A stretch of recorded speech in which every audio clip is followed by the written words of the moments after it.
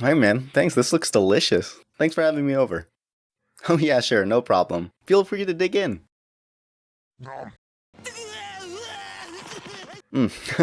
Great pasta. What's in this? You found my secret ingredient, huh? Well, the trick is to use whole wheat, gluten-free pasta.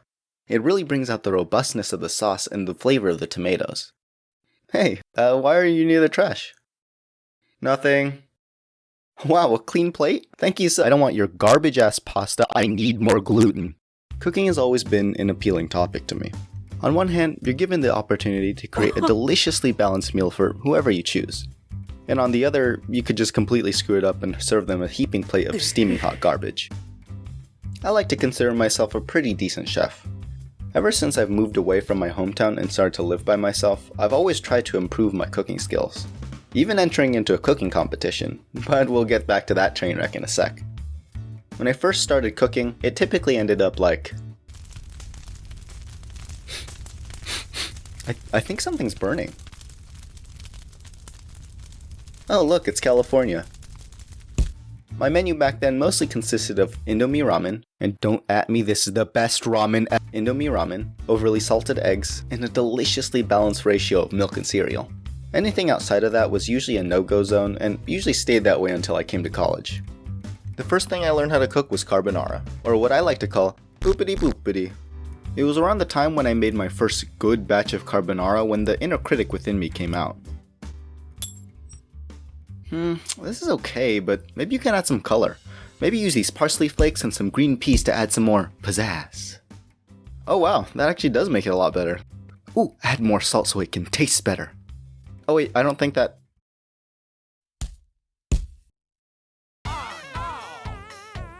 Whenever I cook, there are always two distinct sides. One side is always trying to go with the safe option and make sure that the meal comes out at least somewhat edible and tasty, and the other is always trying to make it perfect and usually ends up oversalting the food. There's always going to be some balance between too flavorful and not tasty enough, and I always notice that I tend to go too much on the salt because you can never have too much flavor, am I right? So last year, like I mentioned earlier, I entered a cooking competition. We entered as a group of 6 and everyone was given about 3 things to use as the main ingredient for the dish. The kicker was that we each had to choose a random box with a unique secret ingredient to incorporate into the food. We'll take box number 3.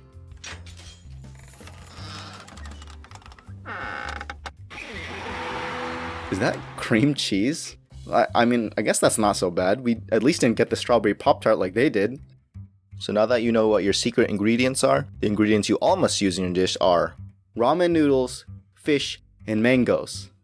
Wait, what? What can we make with cream cheese, ramen, fish, and a mango? What about an Alfredo?